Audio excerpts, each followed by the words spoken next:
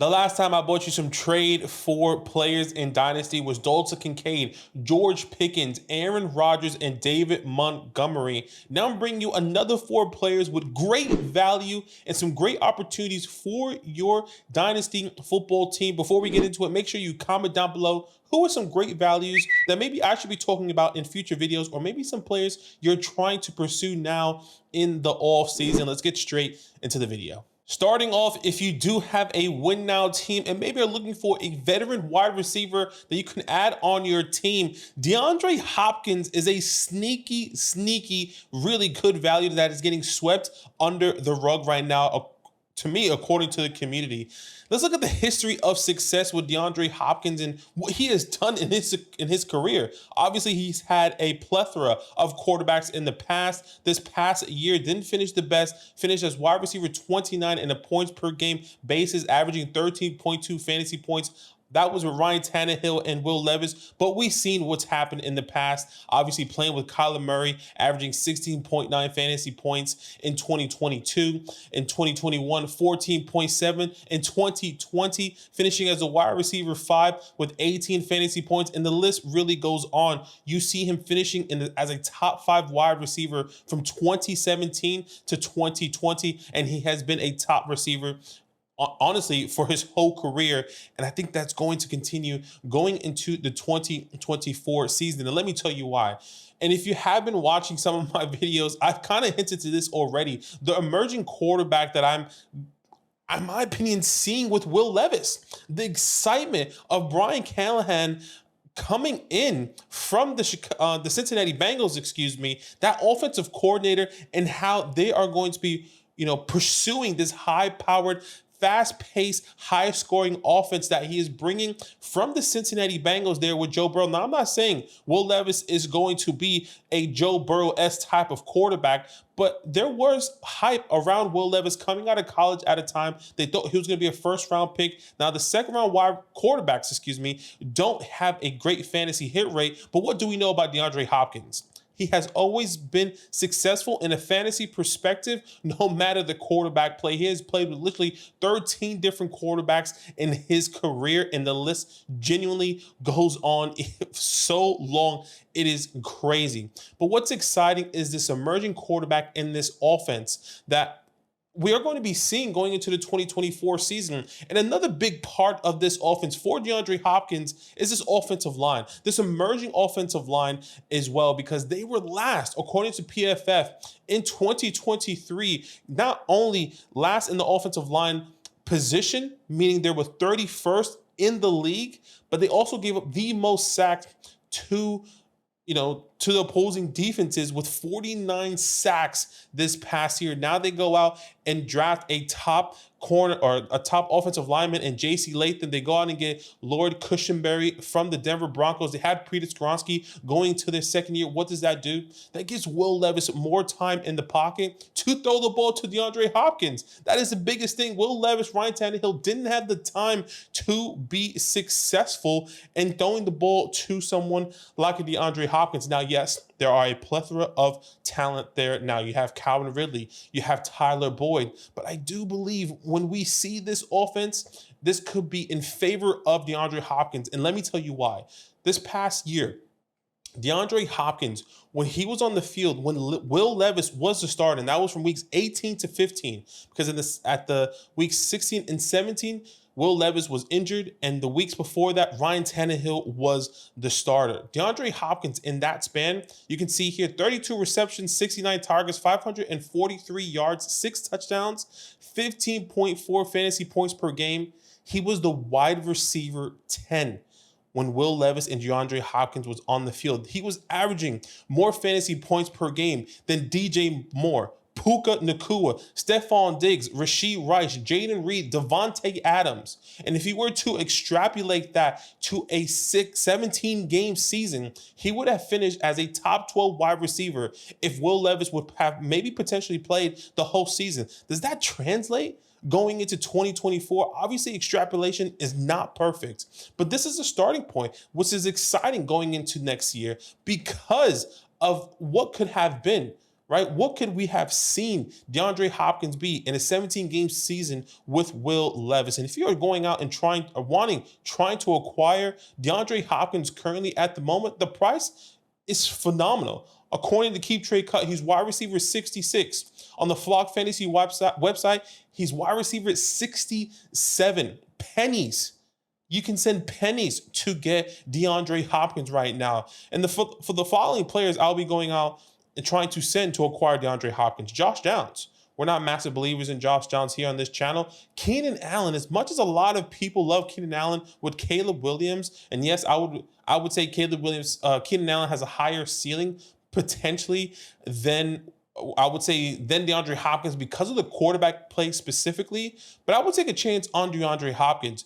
Jerry Jeudy, who's also on a new team. Cortland Sutton, what is that quarterback going to look like with Bo Nix? And James Conner are some players that I'm going out to try and acquire for DeAndre Hopkins if I am a win now team. There have been plenty of comments in our videos and on the live stream saying, should I be drafting this running back at all? Where's the value?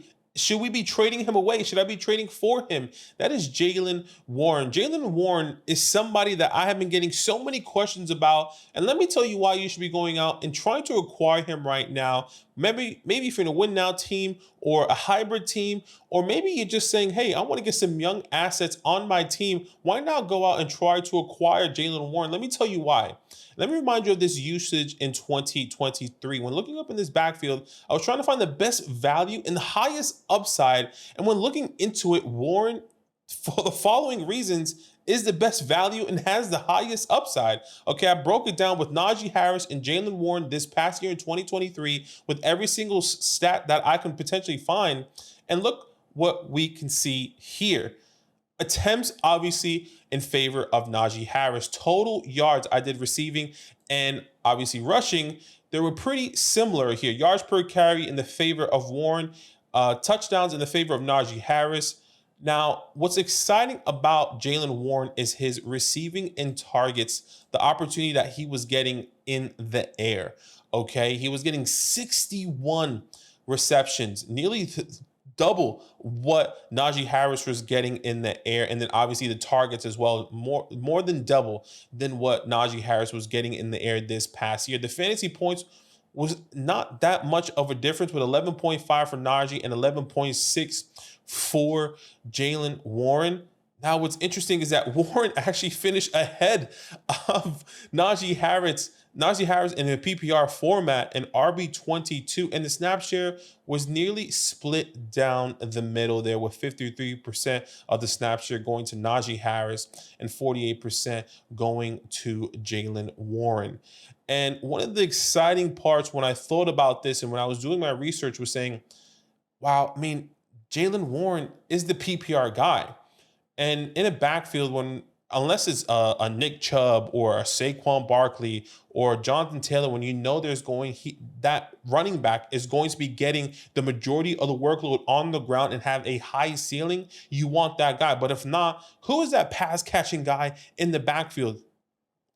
For example, a Devon Achane, right? A Ramondre Stevenson, a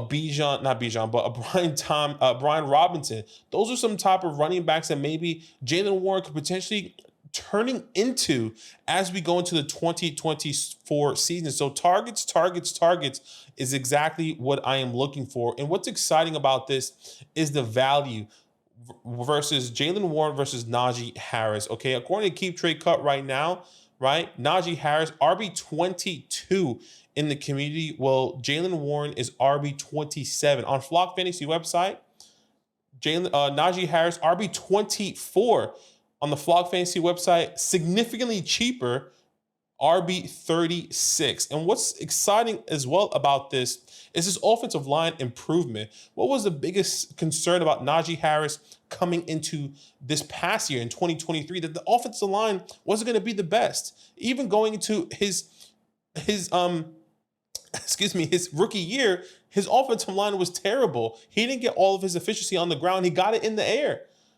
That changed this past year where they go out and they draft Broderick Jones. They go out and sign a couple free agent offensive linemen. And now coming into this offseason, not only do they get one of the top offensive linemen in Troy Fatanu, sorry if I'm saying that wrong, in this draft, they go out and also draft Zach Frazier, Broderick Jones this past year in 2023 draft class, where a lot of people thought he was the best offensive lineman in that class. This could be crazy, but we have to understand that Arthur Smith is also now the play caller here in this offense. And what did we see a lot in Atlanta? How bad the offensive passing games was and how incredible the run game was, where we saw Bijan Robinson, not even incredible, how above average and how these guys were fantasy relevant, right? Tyler Algier, remember Tyler Algier's season and that little snippet? And then they go out and draft Bijan Robinson in that snippet and how he was being utilized and how he could have been utilized even more.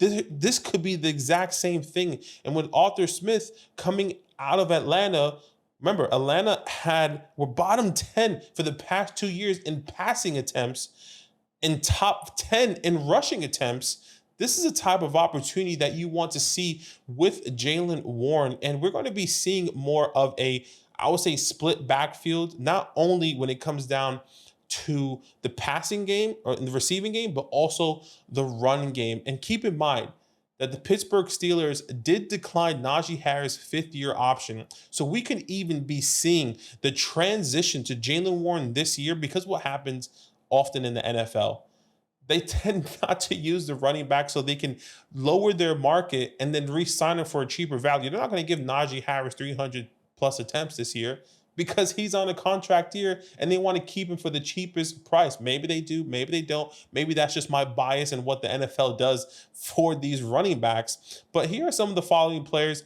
I'm willing to trade away to go ahead and acquire a Jaylen Warren. Josh Downs is also on this list.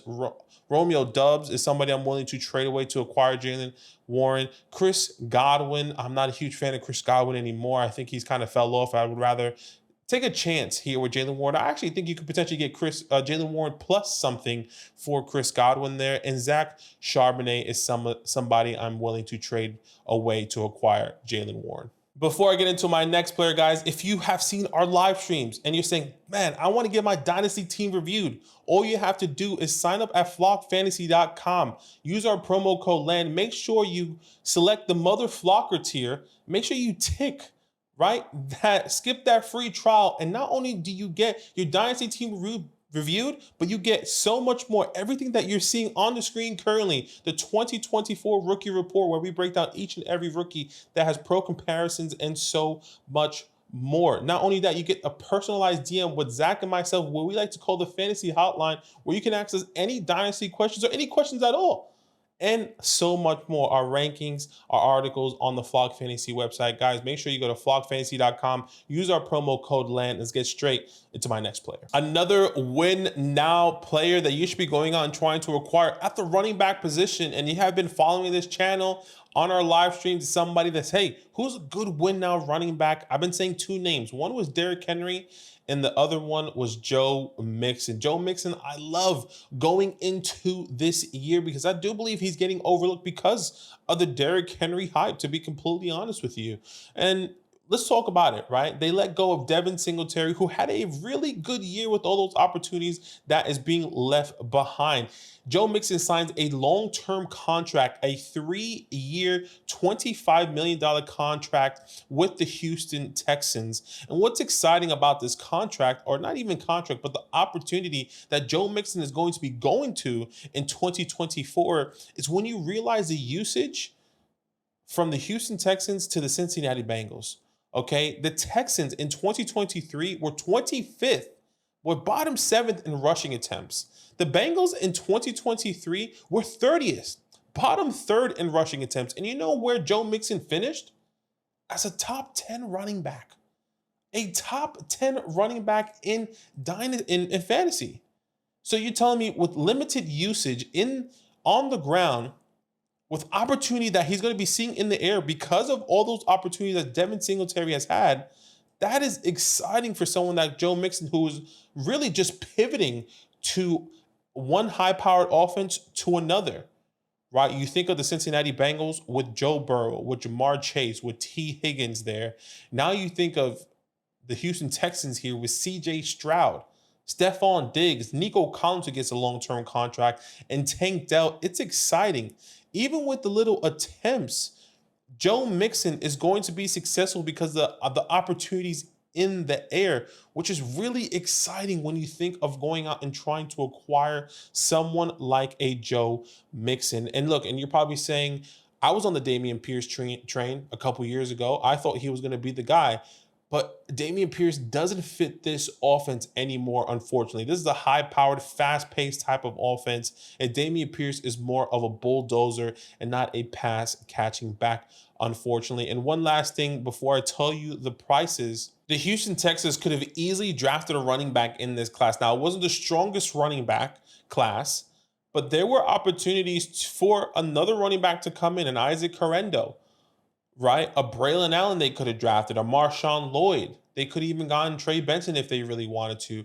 But signing Joe Mixon to that long-term contract, a 3-year contract, and not having an out until 2026 is pretty interesting to me and pretty safe. Not only if you're a win now team, but maybe a team that's saying, hey, I want to get my win now. I want to go for a run this year. And if it doesn't work out, at least to have Joe Mixon again for potentially next year. Now, I would say this. They're probably going to be drafting another running back next year where that running back may sit. But keep in mind, Joe Mixon is definitely locked in here for the next 2 years. And if you're trying to acquire Joe Mixon, players I will be willing to send away, Chris Godwin.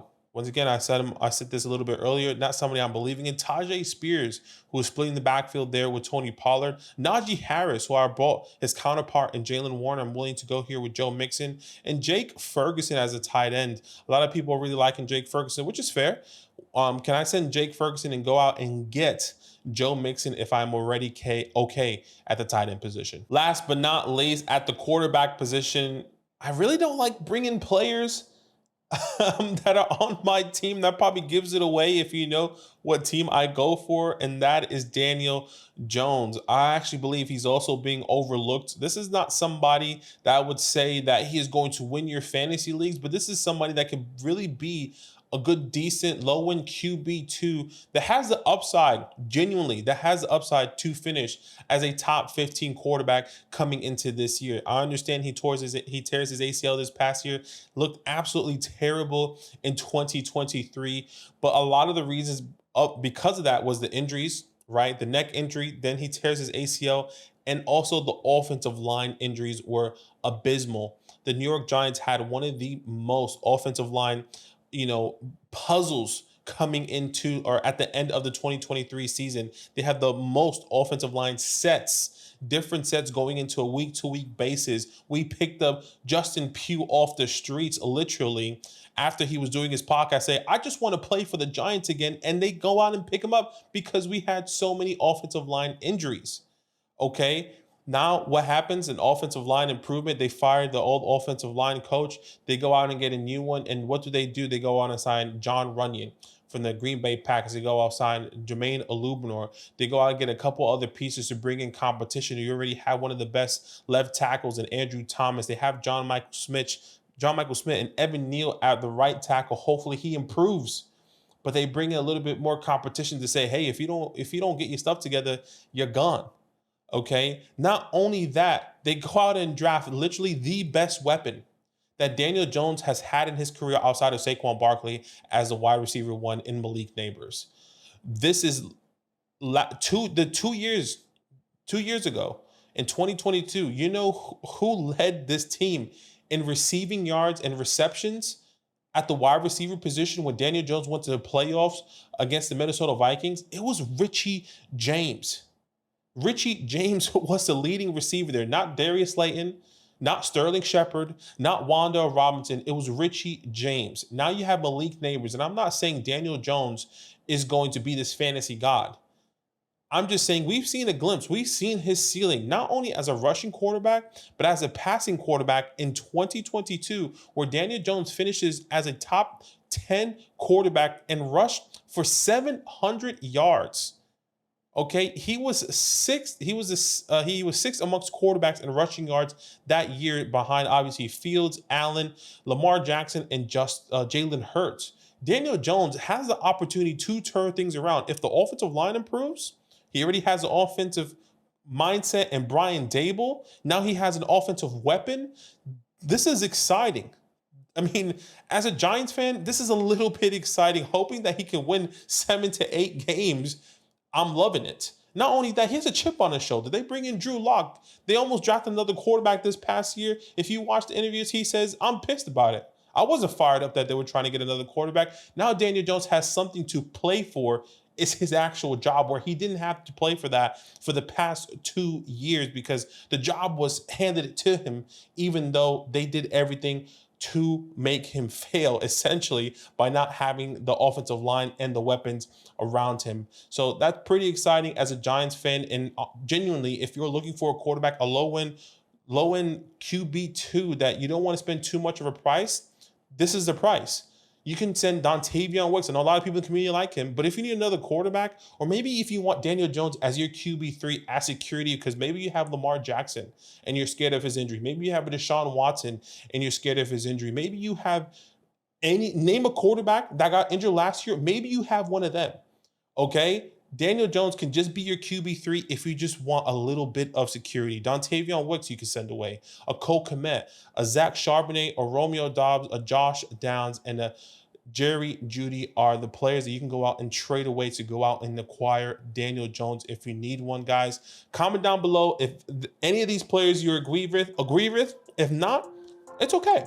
We can agree to disagree, but comment down below your best buy lows currently right now in the Dynasty community. Maybe you may see them in a video in the future. And as always, it's all love. Now that those idiots are done talking, who needs some rankings? Hell yeah, I need some rankings. Then use promo code LAND, L-A-N-D, for 30% off any membership at flockfantasy.com. Oh. It's so easy, even your grandma could scan that QR code right there.